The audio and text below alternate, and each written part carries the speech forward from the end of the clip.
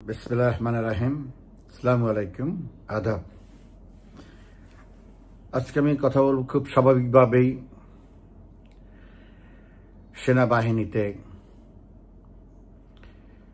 চলমান ঘটনা এবং জাতিসংঘে শান্তি মিশনে সেনা সদস্য কমিয়ে আনার উদ্যোগ। আপনারা ইতিমধ্যে শুনেছেন যে আইসিটি থেকে, ট্রাইব্যুনাল থেকে, ইন্টারন্যাশনাল ক্রাইম ট্রাইব্যুনাল থেকে, তথাকথিত ইন্টারন্যাশনাল ক্রাইম ট্রাইব্যুনাল থেকে 24 জন সেনা সদস্যের নামে যে গ্রেপ্তারি পরোয়ানা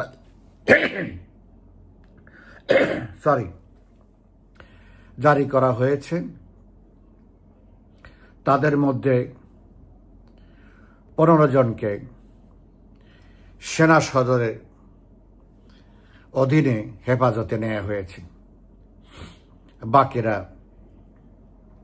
সম্ভবত দেশে নেই। এই ঘটনায় একটা জিনিস বেরিয়ে এসেছে যে গত 2 দিন পর্যন্ত সেনাবাহিনীতে যে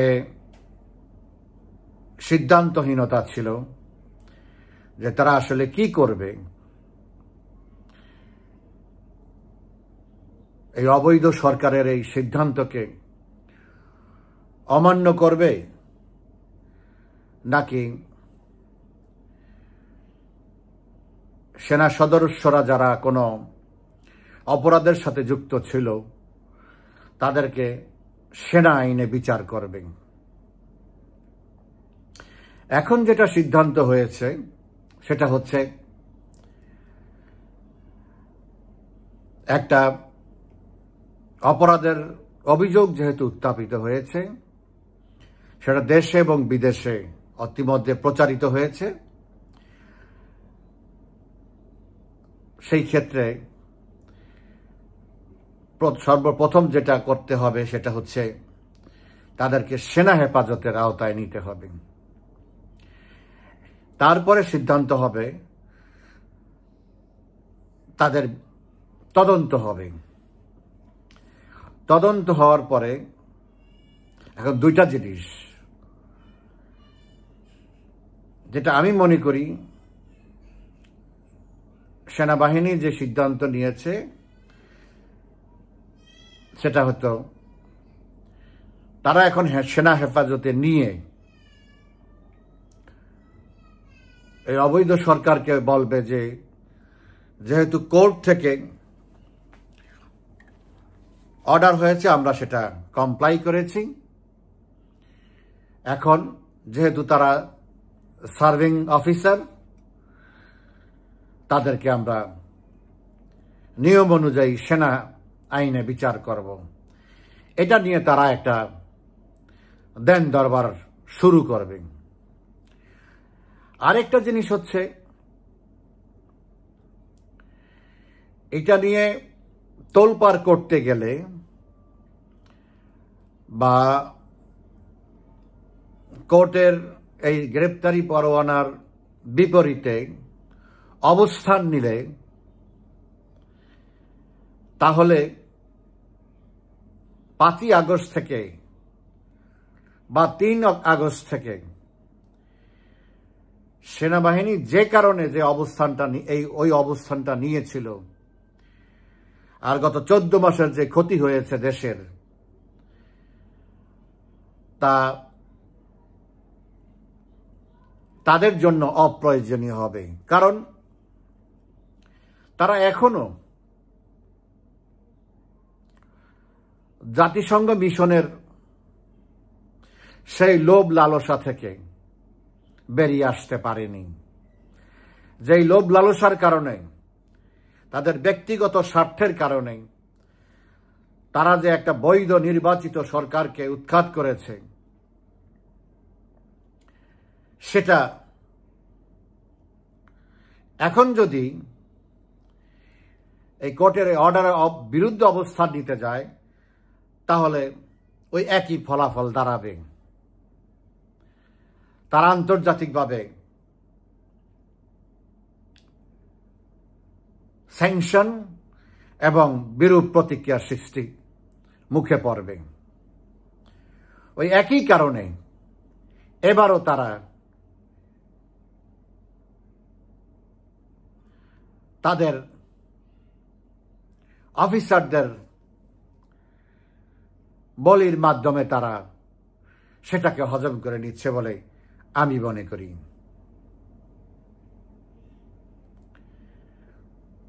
কারণ যেসব অফিসাররা বিভিন্ন বাহিনীতে থাকার কারণে বা সেনাবাহিনীরই ডিজিএফআই অন্যান্য বাহিনীতে থাকার কারণে বিভিন্ন সময় বিভিন্ন অপরাধী বা দেশ বিরোধী কর্মকাণ্ডের বিরুদ্ধে যখন যে ব্যবস্থা নেয়ার তারা সেটা নিয়েছে, কিন্তু পরিস্থিতির কারণে দেশের স্বার্থে যখন তারা কাজ করেছে, আজকে পরিস্থিতি যখন পাল্টে গিয়েছে, যারা একসময় দেশ বিরোধী ছিল, দেশের বিরুদ্ধে কাজ করেছে, তারা এখন প্রশাসন বা সরকারের দখল নিয়েছে। যার জন্যে যারা রাষ্ট্রের নিরাপত্তার জন্য, সমাজের নিরাপত্তার জন্য, দেশের এবং দেশবাসীর নিরাপত্তার জন্য কাজ করেছে, তারা আজকে কাঠগড়ায় দাঁড়িয়েছে। এটাই হলো ভাগ্যের নির্মম পরিহাস। কিন্তু এটা জানা সত্ত্বেও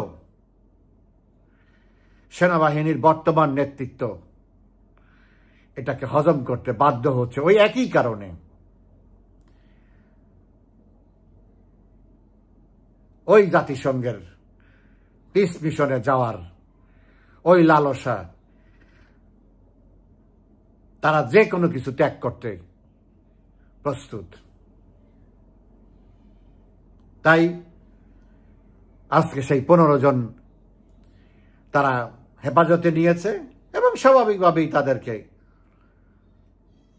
সরকার যেভাবে চাইবে সেভাবেই তারা ব্যবস্থা নেবে। এতে করে একটা জিনিস পরিষ্কার হলো যে সেনাবাহিনীতে মুক্তিযুদ্ধের বিরোধী শক্তি বাংলাদেশের প্রকৃত স্বার্থের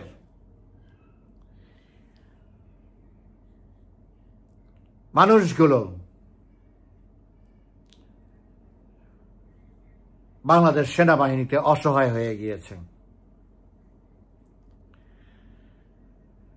যারা এখন সেনাবাহিনীর মূল চালিকা শক্তি, তারা মার্কিন সাম্রাজ্যবাদের তাবেদারিতে ব্যস্ত হয়ে গেছে। অতএব এই যে চেহারাটা আমরা দেখছি, আরো সামনে পরিস্ফুটিত হবে, আরো পরিষ্কার হবে যে এই সেনাবাহিনী দেশের বৃহত্তর স্বার্থে কতটুক কাজে লাগবে এবং দেশের জনগণের স্বার্থেই বা কতটুক তারা অবদান রাখতে পারবে।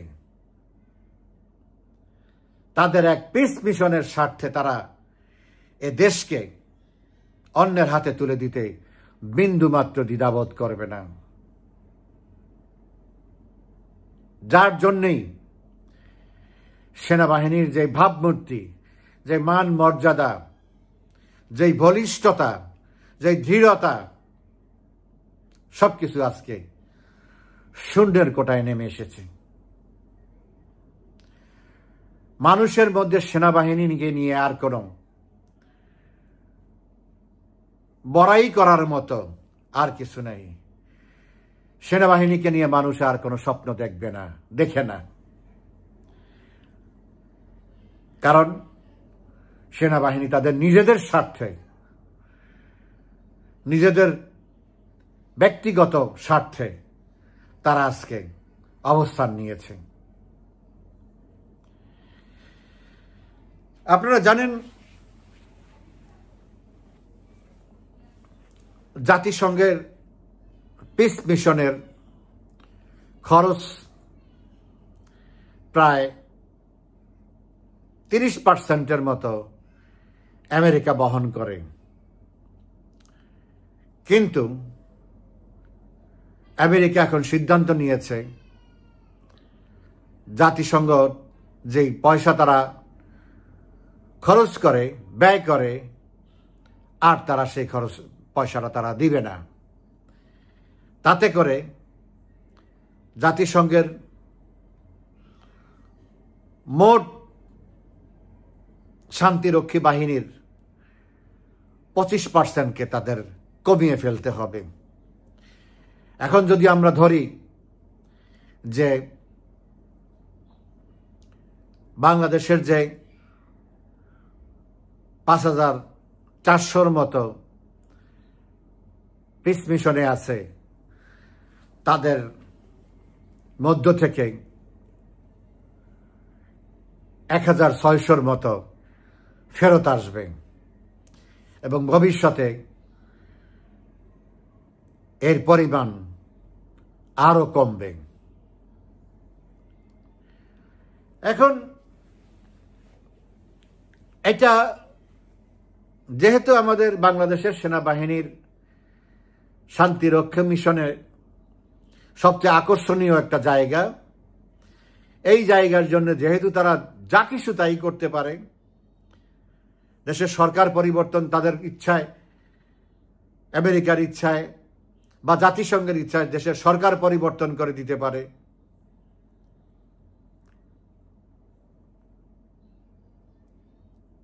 রাজাকার আল বদরের সাথে দেশ স্বাধীনতা বিরোধীদের সাথে হাত মিলাতে পারে। এটা তাদের জন্য একটা বড় ধাক্কা। এই ধাক্কার পরে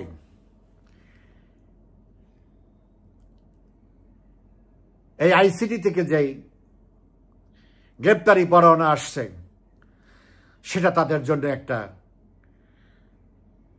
আরেক ধরনের ধাক্কা, চ্যালেঞ্জটা এই জন্যে যে তারা যদি আইসিটির এই নির্দেশনা অমান্য করে, সাথে সাথে এটা আন্তর্জাতিকভাবে জানাজানি হবে এবং প্রতিক্রিয়া হবে বাংলাদেশের সেনাবাহিনী সরকার মানে না, যার পরিপ্রেক্ষিতে তাদের সেই আকর্ষণীয় পিস মিশন হয়তো বন্ধ হয়ে যেতে পারে। এই যে একটা গ্যারাকলে, এই যে একটা ট্র্যাপে আমাদের সেনাবাহিনী ঢুকে গেল, লোভে পড়ে।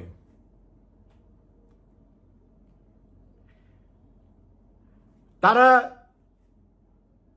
সামরিক বাহিনীতে চাকরি নেয় দেশ রক্ষা করার শপথ নিয়ে। মাস শেষে যে বেতন পাবে, অন্যান্য যে সুযোগ সুবিধা আছে সার্ভিস রুলে, সেটা দেখে।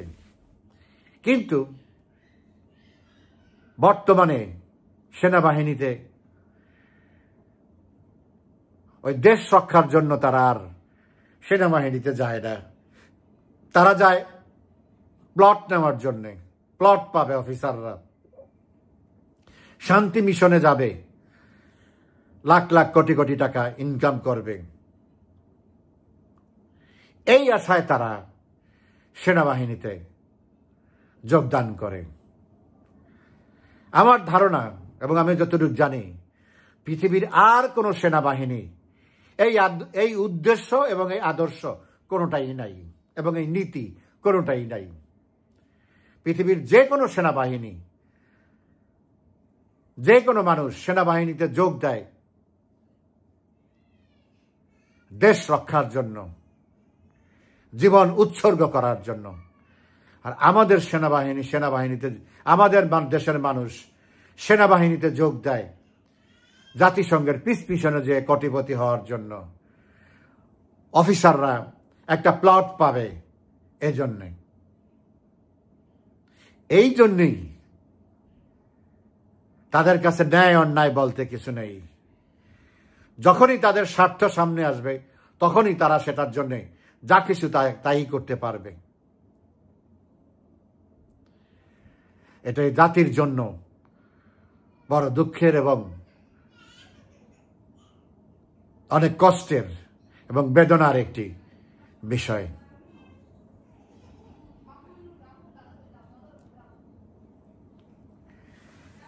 এখন এই যে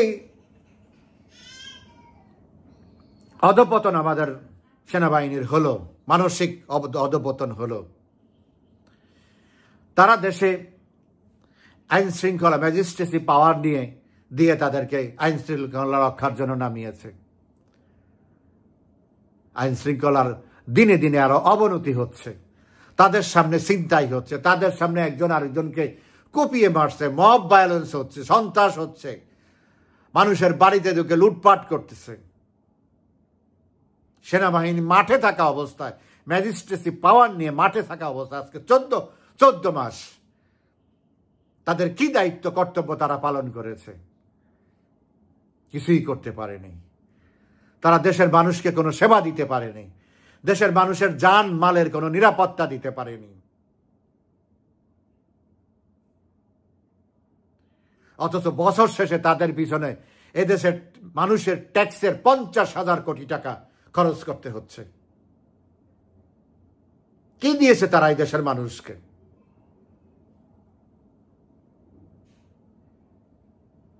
বারবার সামরিক শাসন জারি করেছে, জাতির পিতাকে হত্যা করেছে,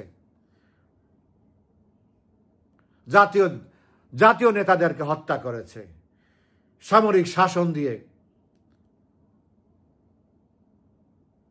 17টি বছর এই দেশকে বুটের তলায় রেখেছে। জিয়ার 6 বছর, এরশাদের 9 বছর, মইনু আহমেদের 2 বছর, 915-17, আর এই হলো 1.5 বছরের মতো, 18.5-19 বছর সামরিক শাসনের বুটের তলায় এই দেশকে চেপে রেখেছে। এই সেনাবাহিনী আমাদেরকে এই এই এই এই উপকার করেছে, এই স্বার্থ রক্ষা করেছে, এই সেবা দিয়েছে।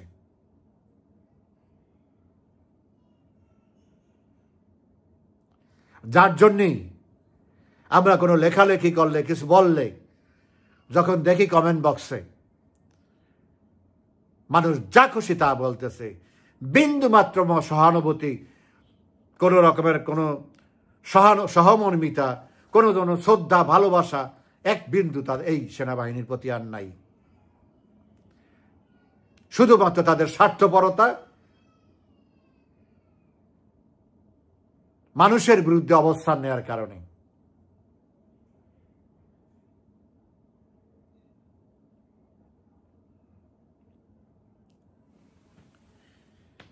অতএব জাতি যা বোঝার বুঝে গেছে। দেশের মানুষ, অধিকাংশ মানুষ এখন এইরকম এই পরিস্থিতি থেকে, এই সেনা শাসন থেকে, এখন তো আর্মি ব্যাক গভর্নমেন্ট, যেটা 11 সময় ছিল, যেটা জিয়ার আমলে ছিল, যেটা এরশাদের আমলে ছিল, এখনো তাই। সেনাবাহিনী সমর্থন প্রত্যাহার করলে ইউনূস 1 মিনিটও ক্ষমতায় থাকার কোনো সুযোগ নেই, কিন্তু সেনাবাহিনী সেটা করবে না। কারণ ওই যে আমেরিকা, তার আইনগুলি হেলনে চাকরি করে বাংলাদেশে, বেতন নেয় জনগণের ট্যাক্সের টাকায়, হুকুম মানে ওয়াশিংটনের। অতএব এইরকম একটা পরিস্থিতি থেকে মানুষ দ্রুত পরিত্রাণ চায়। অবশ্যই মানুষ এই দেশ থেকে এই পাপাচার, এই নির্যাতন, এই অবহেলা, এই সেনাবাহিনীর স্বার্থপরতা থেকে দেশকে মুক্ত করবে। জাতির জনক বঙ্গবন্ধুর কন্যা শেখ হাসিনা মাননীয় প্রধানমন্ত্রী এখন পর্যন্ত জীবিত আছে, তারও ধৈর্যের বাঁধ ভেঙে গেছে।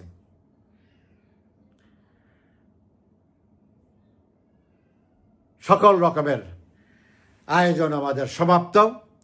জনগণের আশায়, জনগণকে নিয়ে জনগণ এই দেশকে আবার মুক্ত করবে।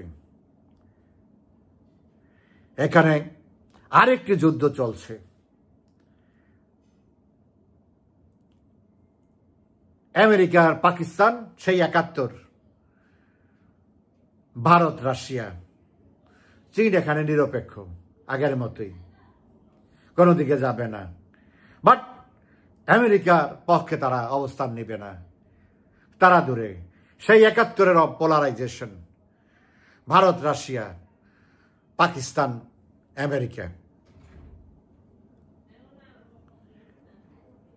যুদ্ধ শুধু আমাদের এখানেই না, যুদ্ধ আন্তর্জাতিক লেভেলেও। আমি দৃঢ়ভাবে বিশ্বাস করি দেশের জনগণ যেহেতু এই অবস্থা থেকে মুক্তি চায়, বাংলাদেশ আওয়ামী লীগ তার নেতৃত্বে শেখ হাসিনা এবং ভারত এবং রাশিয়ার সহযোগিতায় যেভাবেই হোক, যেই প্রক্রিয়াই হোক, নরম হোক আর গরম হোক, যেভাবে আমরা এই দেশকে মুক্ত করার সেভাবেই আমরা ব্যবস্থা নেব, সেভাবেই নেত্রী ব্যবস্থা নেবেন, সেভাবেই নেত্রী নির্দেশনা দিবেন, সেভাবেই কাজ চলছে এবং সমাপ্ত হয়েছে। এখন শুধু নির্দেশনার পালা। প্রস্তুত থাকেন, ধৈর্য ধরেন, নেত্রীর ডাক আসলে পথে নামেন। দেশ আমরা মুক্ত করব ইনশাআল্লাহ। ভালো থাকবেন। ধন্যবাদ।